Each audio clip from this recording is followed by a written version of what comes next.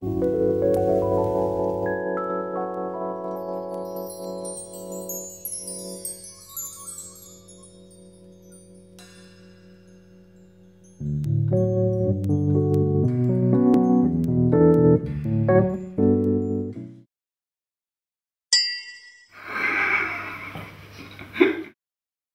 plus beau souvenir de ma vie, c'est la naissance de mon fils.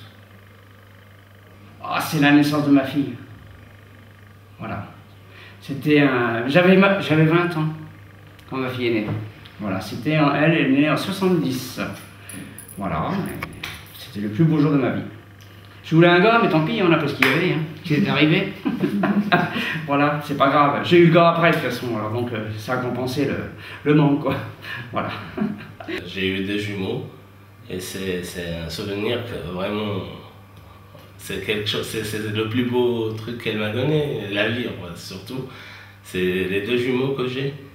Le plus beau souvenir, ça doit être la naissance de ma fille, voilà, qui est née en 2006, bien après la fin d'Autre Monde pour moi en tout cas, et ouais, c'est le plus beau souvenir. Ah j'ai honte parce que je vais pas répondre Margot. Qu'est-ce que ce serait mon plus beau souvenir? Ce serait une pause au milieu de la montagne sur le chemin de Saint-Jacques-de-Compostelle, au milieu d'une longue marche de 8 heures dans la journée, où je me suis arrêtée parce que la vue était très belle. Il y a 2 ans, je suis partie sur le chemin de Saint-Jacques-de-Compostelle avec le sac à dos. J'étais seule, c'était un moment où j'allais pas très bien dans ma vie. Il y a un endroit qui m'a fascinée sur Terre, c'est la Patagonie. Et c'est vrai qu'une fois dans le détroit de Magellan, on est allé avec mon ami de l'époque sur une île où il n'y avait que des pingouins. Et c'est un des souvenirs qui m'a le plus marqué. J'ai compris que j'étais capable de me supporter moi-même. Et aussi, ça a été un super moment de partage et de découverte avec les gens. Et chaque journée, c'était une aventure. Je ne savais jamais comment la journée allait se passer. C'est hyper dur, ça. C'est hyper dur. J'ai jamais réfléchi à ça, en fait. Moi, ça me gêne un peu, donc je sais pas trop. Le plus beau... je vais me bloquer là. Là, je suis complètement collé, en fait. Je trouverai rien. Je sais pas, il y a sûrement plein de choses. Ah si, en fait, il y a le... Ouais, forcément, ça doit toujours être un peu bateau ce qu'on dit dans ces cas-là, mais il y a mon petit frère qui s'est marié il y a 2 mois, et voilà, c'était un des plus chouettes moments de ma vie, quoi. Un thé un jour pris avec quelqu'un que j'aime beaucoup. Ma découverte de l'Afrique. J'enseignais l'anglais, seconde langue, pour des réfugiés. Et donc j'avais suivi cette femme qui arrivait du Libéria et qui avait 50 balais, qui était illettrée. Et c'était très difficile pour elle de se remettre. Bon, elle parlait un peu anglais, mais vraiment l'écriture c'était la base. Et donc on a passé 3 mois à travailler ensemble, je l'ai prise aussi à part et tout ça. Et donc au bout de 3 mois, il y avait déjà elle s'était vraiment améliorée, elle était capable de déchiffrer vraiment un texte et c'était super pour elle parce qu'elle pouvait se débrouiller toute seule et puis faire les devoirs avec ses petits-enfants. Et en fait, le plus beau moment, c'est le jour où elle m'a ramené une amie à elle, une autre libérienne. Et là, je lui ai dit bon, bah écoute, maintenant c'est à toi de lui apprendre. Et donc je l'ai vu s'asseoir avec sa copine et puis commencer à reprendre les méthodes et à lui apprendre à elle aussi à déchiffrer. Et elle avait un soir jusque-là et là c'était super, quoi. Allez, un bon souvenir tout récent d'il y a 3 semaines quand j'ai appris que j'allais partir travailler et vivre 2 années au Cameroun à partir de septembre prochain. Ça, c'est quand j'étais pris au Conservatoire national d'art dramatique. J'étais complètement scotché. J'ai vu sur un nuage, j'étais complètement comme si j'avais pris un shoot, j'en revenais pas, j'étais complètement gaga, quoi. Mon plus beau souvenir, je passe. Ah, mais c'est du passé. Je passe. Bah, à vrai dire, souvenir heureux, je m'en souviens pas. Pas grand-chose. Des bons souvenirs, j'en ai plutôt des mauvais que des bons. Il faudrait que j'en trouve.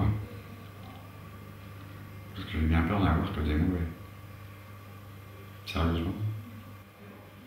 Un bon souvenir.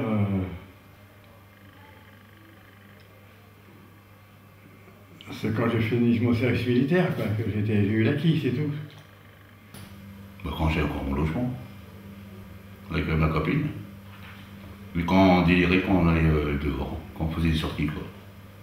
Depuis que j'étais petit, je mets dans ma tête qu'il faut que je sois à Paris. Parce que pourquoi j'ai vu les gens qui viennent et donner les cadeaux pour nous quand on était petits. Bon, je voyais beaucoup les biens, les pantalons, les t-shirts, tout est bon. Bah, moi j'ai dit, si c'est comme ça, il faut que nous, moi aussi je vais aller à France parce que je ne sais pas qu'est-ce qu'il y a là-bas. Bon, j'ai fait tout pour venir ici, mais c'est très bien. Mais à la fin, c'est bon, je suis rentré à Paris, c'est content. Mon grand frère il va me chercher à l'aéroport, il m'a dit voilà, tu es bienvenu, ici je suis en France, voilà. Bah, là, moi je pensais au le plus beau souvenir, un truc qui m'a marqué autrement, c'était la fois où on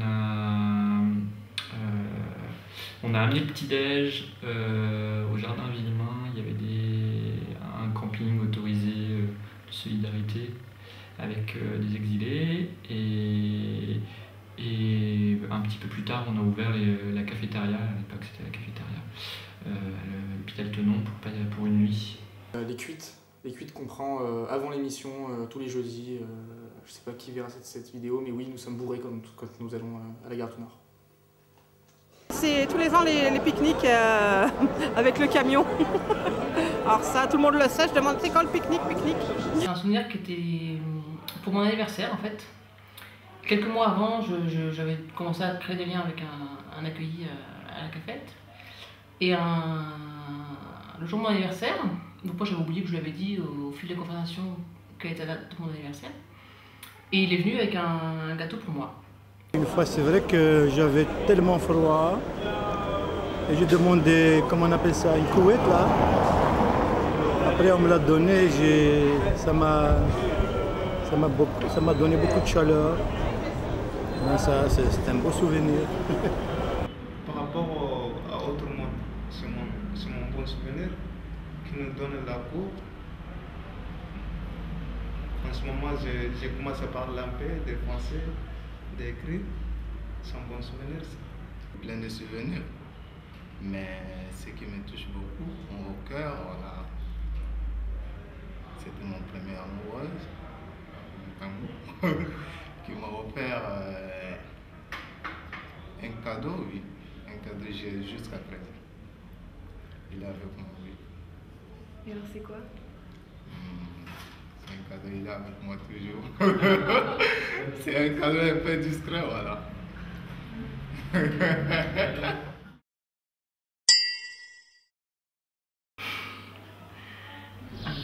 Qu'est-ce qu'on pourrait changer? Il y aurait pas mal de choses à changer. Le sérieux des gens. Les poissons rouges. Je trouve que les poissons rouges enfermés dans les bocals, c'est vraiment horrible. Ça tourne autour d'un bocal, ça doit les rendre fous quand même. Hein. Probablement je ressusciterais Sim. Oh là là, qu'est-ce que je pourrais changer? Que tout le monde soit heureux, voilà, entre autres. Qu'il y ait moins de misère, mais ça je pense que ça va être difficile. Ça va être facile, mais la misère, je la supprimerai. Bah, y a pas mal de choses à changer. Hein.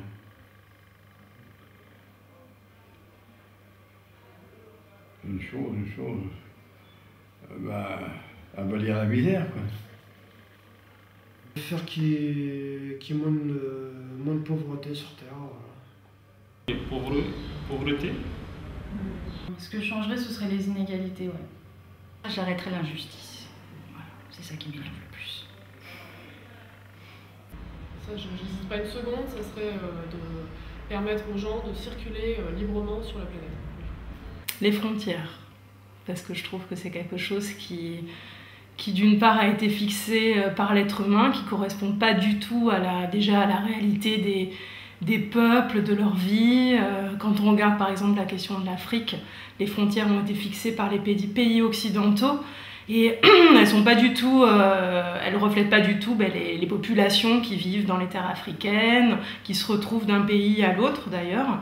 Et c'est vrai que pour moi, la question de la liberté de circulation, que les gens puissent aller et venir, est quelque chose de fondamental. C'est un droit qui existe d'ailleurs dans les conventions et dans les déclarations universelles des droits de l'homme. Et c'est vrai que pour moi, c'est quelque chose de fondamental. Effacer les frontières. Et pour que tout le monde oublie la guerre.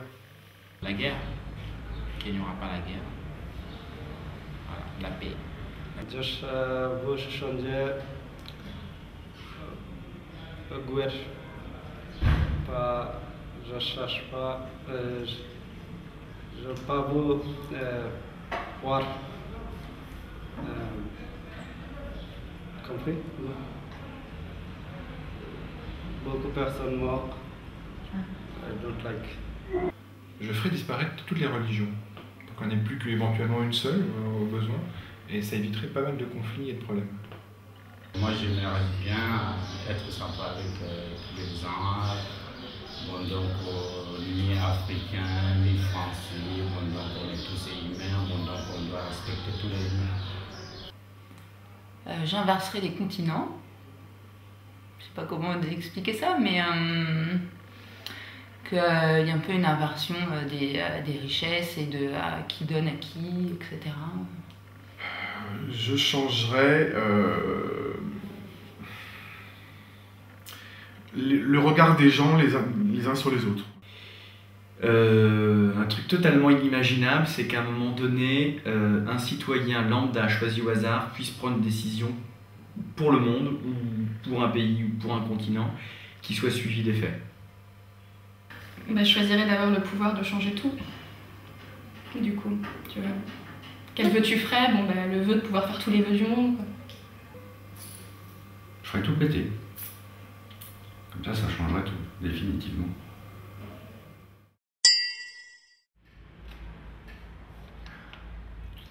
Je garde tout le temps sur moi mon portefeuille. Et c'est mon porte-monnaie. Les clés, quoi, c'est tout. C'est les clés de mon appartement, parce qu'une fois que j'ai fermé la porte de mon appartement, je peux plus rentrer dedans. Mon sac. Alors j'en ai eu deux. J'ai celui-là, c'est un sac qui m'a été remis au cours d'un vestiaire à la Trinité. Je l'ai pris. Et il me rend bien service en ce moment, puisque le sac que j'avais, le grand sac, maintenant il est complètement décousu. Et donc celui-là, je le prends parce qu'il est plus petit, donc il m'incite à prendre moins lourd. Ouais, une petite cuillère.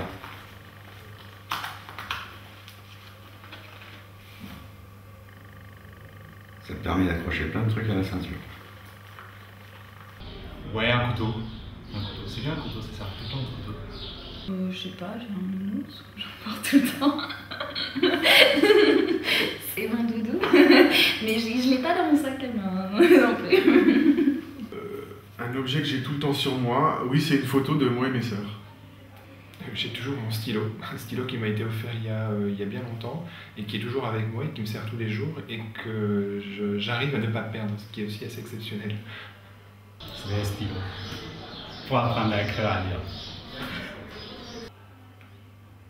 C'est affreux que tu me poses cette question maintenant, parce que jusqu'à l'été dernier, j'avais pas de téléphone portable et je voulais pas en avoir. Et j'ai craqué l'été dernier. Donc maintenant, comme tout le monde, j'ai toujours mon téléphone portable sur moi. Je pense que un truc que j'ai vraiment tout le temps avec moi, c'est comme beaucoup d'ailleurs, c'est un portable. Mon téléphone portable, pourquoi? Parce que j'aime bien répondre au téléphone quand on m'appelle. Téléphone portable. Pourquoi? Je sais pas. Mon téléphone portable, mais non, j'ai pas d'objet, j'ai pas de fétiche avec moi. Alors, il se trouve qu'il y a mon iPhone, mais je vais te dire autre chose.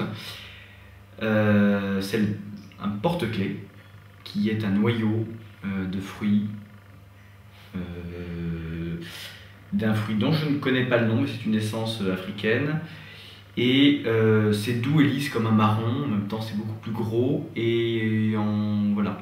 ça me permet d'avoir cette espèce de contact charnel avec un continent qui m'est cher. Alors j'ai cette petite croix colombe, qui est un souvenir de jeunesse, on va dire, que j'ai jamais quitté en fait, quasiment jamais depuis une quinzaine d'années. Voilà, qui me rappelle un lieu de vie que j'aimais beaucoup quand j'étais plus jeune, qui s'appelle Thésée, où j'ai passé des beaux moments qui ont compté là dans ma vie et dans ma vie d'adolescent, début d'adulte. J'ai dans mon petit sac, j'ai un objet que alors je suis corse et il y a un objet qui porte bonheur qui s'appelle l'œil de Sainte-Lucie. Longtemps j'avais un caillou dans ma poche, un caillou très lisse, rond, tout doux, que j'avais tout le temps dans ma poche. Et évidemment je l'ai perdu un jour. Donc aujourd'hui j'ai retrouvé, j'ai une pierre qui ressemble un peu, que j'ai achetée par contre, mais lors d'un de mes voyages, mais qui est très belle aussi. Un caillou que j'ai pris sur la tombe de ma grand-mère et que j'ai tout le temps avec moi. Un objet que je traîne partout. Oui, j'ai un caillou blanc dans mon sac à main. Je n'ai pas d'attache matérielle. Non, j'ai pas de gris-gris. Je me détache au fur et à mesure. En fait, non. Je n'ai rien du tout. Parce que très longtemps, j'ai justement, on va dire, trop développé ce genre d'objets fétiches, porte-bonheur, porte-ci, porte-là. Et au bout de quelques temps, j'ai trouvé ça un peu ridicule et surtout que je me suis rendu compte que je n'avais pas besoin de ça pour me rassurer ou pour assurer tout court.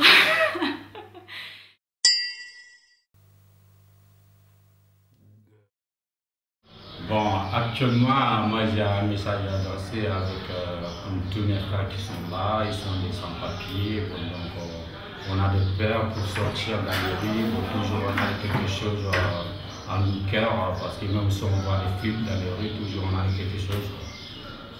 Je suis là, j'ai pas de papiers et je ne travaille pas, parce que si celui qui n'a pas de papiers, tu n'as pas le droit de travail. Bon, même si on travaille, ça veut dire que c'est le vol, on vole. Bon, là, ça me fait arrêter ici. C'est le problème, j'ai pas de papier.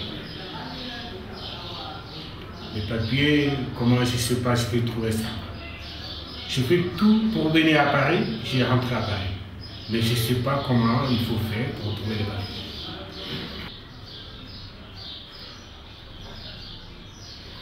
Non, j'ai pas de rien. Pour moi, rien ne me fait peur. Ah, sauf je ne vais pas mourir, c'est toi. Sinon, rien ne me fait. Non, rien.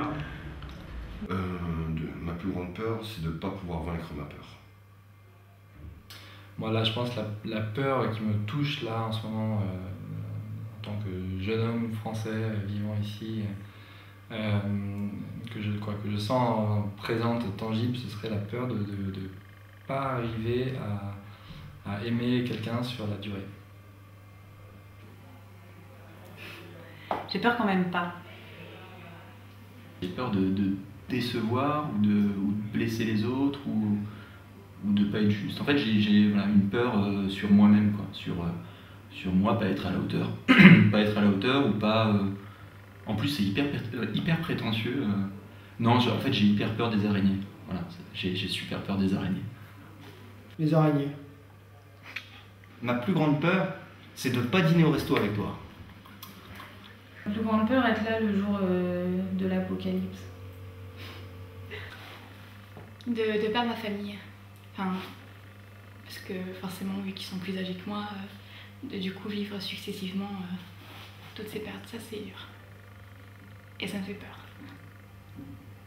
C'est la séparation de ma famille, ou d'être séparé d'eux, ça, d'aller plus loin de ma famille, ça me fait peur. Ouais. Je suis hypocondriaque, la maladie. Les maladies, c'est quelque chose qui me fait peur. Oh, c'est celle que je vis tous les jours.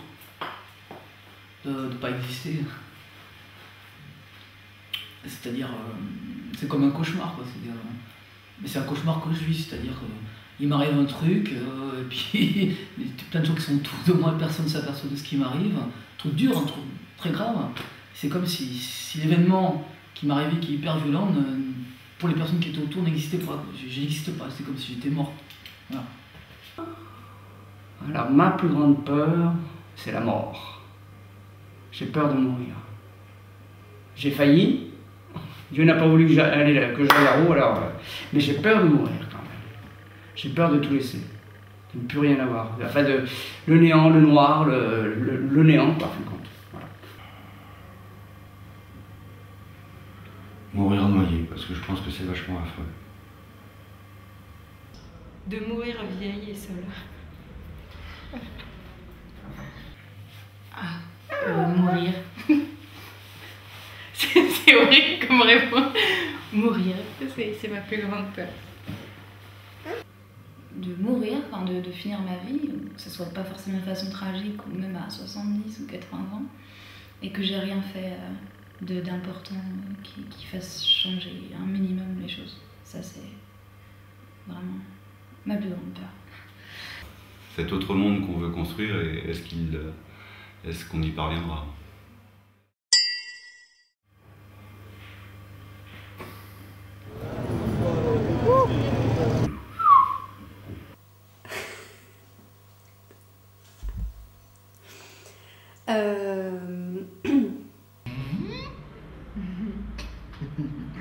Pour moi, la liberté, être libre, mais c'est pas, ça veut pas dire que voilà, ce que je sais pas, je peux pas la dire. Je sais pas comment expliquer. Libre, il faut choisir, c'est un livre. Il y a beaucoup de choses à dire. Être libre. Ah, mais c'est un sujet de philo là. C'est être comme Max. Il faut savoir que Max est un bénévole, vice-président, bientôt futur président, maître du monde. Et voilà, c'est ça pour moi, être libre. Je comprends pas cette question. Je suis libre. Je ne suis pas un numéro. Être libre, je sais pas. Ah, j'ai imagé ça, c'est peinard au milieu de rien du tout, à la campagne par exemple. Une canne à pêche à la main, une mobilette pour aller aux champignons, et puis voilà, basta. Être libre, c'est être indépendant. Pour moi, être libre, c'est avoir le choix. Être libre, c'est pouvoir choisir. Choisir ce qu'on a envie de faire, choisir les gens avec qui on a envie d'être.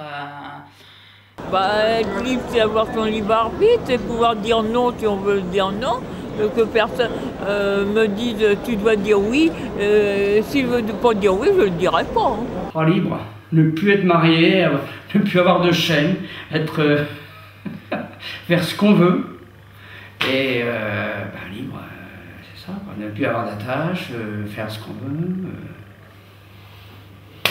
être tranquille.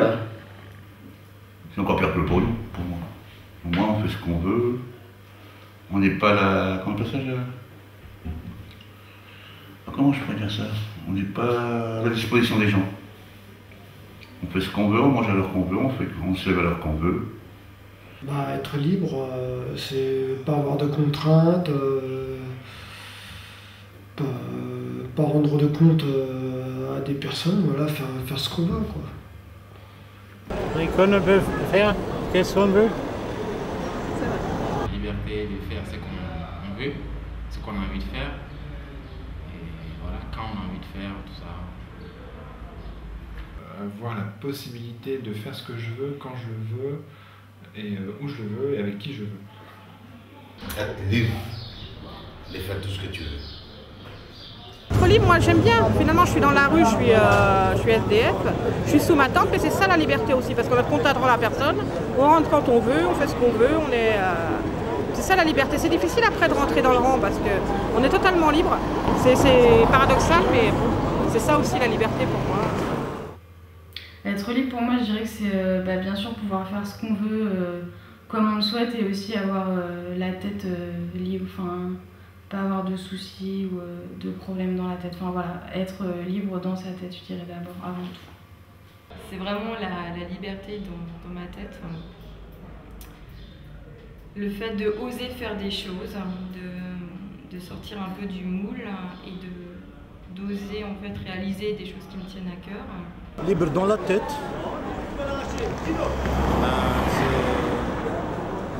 C'est partager l'amitié avec les gens. Être libre, c'est être vrai.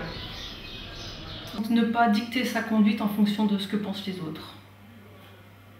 C'est pas tout assumer sans souci de l'effet que ça peut faire sur les autres, mais quand même de pas en avoir trop peur. Être libre, c'est aller juste au-delà de la ligne qui en fait a été tracée par les autres. Généralement, qu'est-ce que c'est que la liberté? La liberté, on ne peut pas être libre du tout. On est toujours gêné par les règles, par les règles de la société, donc de tout ça, parce qu'on habite parmi les gens, chaque gens c'est une individualité, on doit respecter tous les gens. Donc parfois nous sommes gênés, on n'est pas gênés, et il faut respecter aussi beaucoup de choses. Donc la sécurité, tout ça, il ne faut pas faire les bêtises, donc c'est pas la liberté.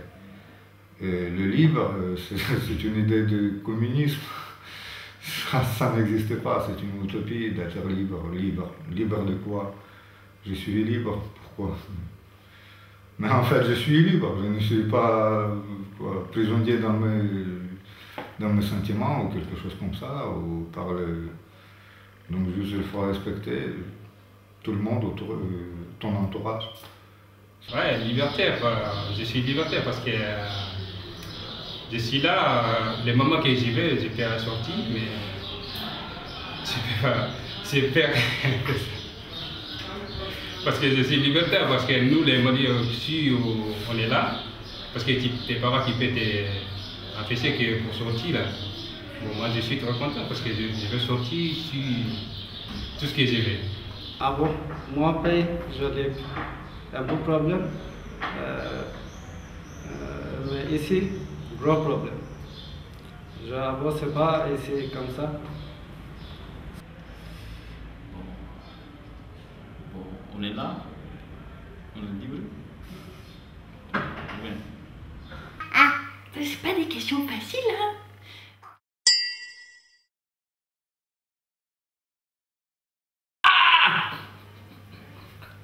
Ils vont se marrer.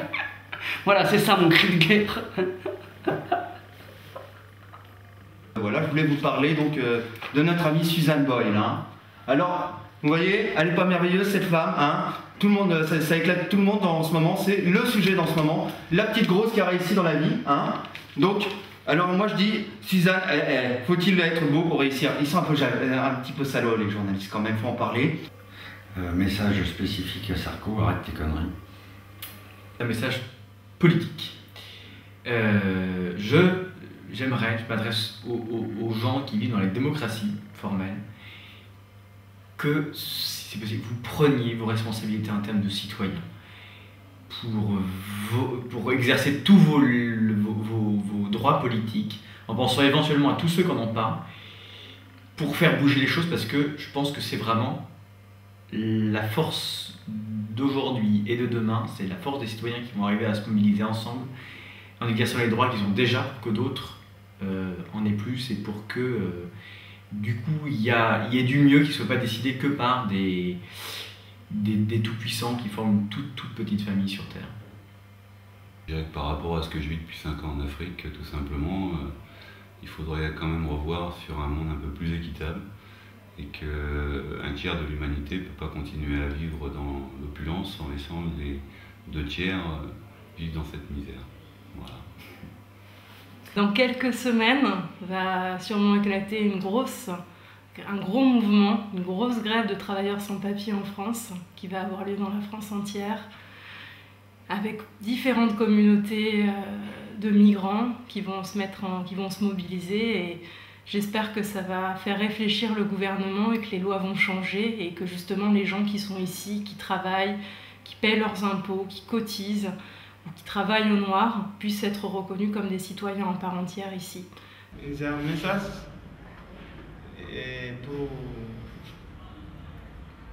pour tous les gens des foyers qui ne comprend pas le français, qui ne parle pas bien, qui ne connaît pas l'écrire. Je donne un message pour que tout le monde peut venir et dans l'association, c'est très bien. Mon message, c'est pour mes camarades qui sont habités au foyer, qui ne participent pas à les cours à l'école. Ça ne me plaît pas, moi. Il faut qu'on prenne les cours parce qu'on n'a pas les papiers. Ça, c'est très dur. Pourquoi on ne prend pas à l'école français? On est mangé ici, on l'avait ici, on dort ici. Les Français qui viennent, ils donnent le cours pour tout le monde. Même si tu es donné de nationalité française, si tu n'arrives pas à parler français, ils donnent l'adresse là où tu vas travailler. Comment tu vas trouver? Il faut demander quelqu'un tout le temps. Même si tu as demandé des impôts ou à remplir quelque chose, il faut le donner à quelqu'un. Mais quelqu'un qui te l'a donné, il l'a fait à l'école. Mais tu es à l'école maintenant, il faut que tout le monde vienne à l'école. Enfin, pas faire comme moi, quoi, un message. Les jeunes, il faut qu'ils se marient plus vite et puis qu'ils restent ensemble, toujours. Sans histoire, pas se divorcer, rien, et puis rester. Moi, à mon âge, je cherche, malgré que je commence 72 quand même, je cherche un peu. Mais enfin, le message d'être comme ça, quoi. Il y a plein de raisons de positiver dans la vie, continuons de positiver. Arrêtez de faire les gueules, les gens. Voilà, c'est ça. Profitons.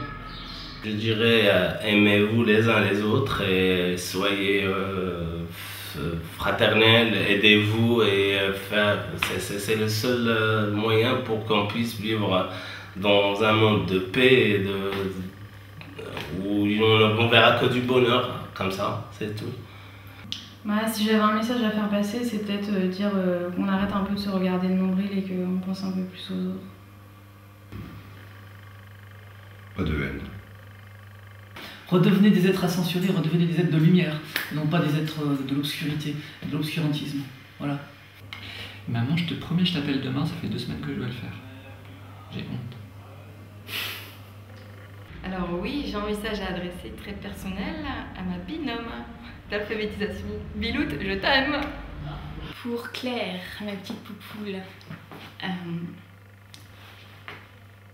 j'ai été super heureuse de te rencontrer et de travailler avec toi. Et c'est ce qui a été, je pense, un des moments les plus durs de partir autre monde, ça a été de me séparer de toi. J'aimerais bien voir le visage des gens qui sont en face de l'écran là maintenant. Je veux parler pour l'alcool, pour les cigarettes. Quand les gens ils font volontaire, il faut pouvoir arrêter l'alcool, les cigarettes. Moi, je suis resté 6 ans dans la rue, j'ai dormi dehors. Je n'ai fait volontaire à cause de mes voix. Je n'ai fait beaucoup volontaire pour arrêter l'alcool, les cigarettes. Et c'est grâce à eux qu'ils m'ont donné de volonté pour se quitter avec moi, pour monter le moral, pour nous merci à toute l'équipe. Je pense que Autre Monde c'est une super assoce et que ça vaut le coup d'y faire un petit moment, pas forcément longtemps, mais moi ça m'a apporté énormément. Que ici ou ailleurs, on garde tous l'envie et l'énergie et le temps de se consacrer d'une manière ou d'une autre aux autres. J'ai un message à adresser à tous les gens qui travaillent dans l'autre monde, au Nervol, tous les gens qui travaillent dans l'autre monde, je vais remercier tout le monde. Moi, ça a changé ma vie, je pense. Le fait de pouvoir donner beaucoup de mon temps, m'ouvrir à d'autres et découvrir un peu le quotidien de gens qui ont beaucoup moins de chance que moi. Enfin, ça fait un peu bateau de dire ça, mais c'est vrai. Et je pense que tous les bénévoles d'Autre Monde, ou presque, sont conscients qu'on reçoit autant qu'on donne. Et voilà, si je devais conseiller quelque chose aux autres, c'est de faire ça aussi à un moment de leur vie, parce que on ne peut pas faire ça forcément toute sa vie, mais en tout cas ça apporte beaucoup. Ouais, surtout les gens d'Autre Monde et des bénévoles. Et puis, moi, j'appuie beaucoup de choses avec eux. Je l'encourage de continuer toujours de faire ce système, de donner des cours les gens qui n'ont pas été à l'école. J'adresse un message à tous les bénévoles, pas que les bénévoles, tous les gens de l'association, de les encourager dans leur travail, ce qu'ils font pour nous, voilà, parce que voilà, ça nous a permis voilà, de parler, de connaître des choses différentes, voilà, de s'intégrer, parce que déjà voilà, on parle un peu mieux, on ne peut pas dire qu'on parle bien, mais on parle un peu mieux, on apprend à connaître la culture française. Voilà, c'est une chose intéressante. Merci à tous les bénévoles et continuez comme ça, c'est vraiment gentil. Je dirais, puisqu'on est à Autre Monde, qu'on est dans une association qui partage beaucoup de valeurs, une association qui aujourd'hui a 15 ans. Bon anniversaire.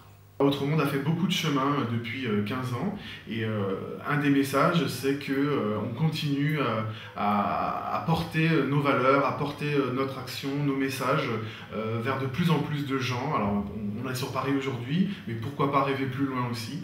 Voilà, ce serait le message de dire continuons le combat, continuons l'action que nous menons parce qu'elle est belle et elle est juste. Voilà. Rejoignez-nous.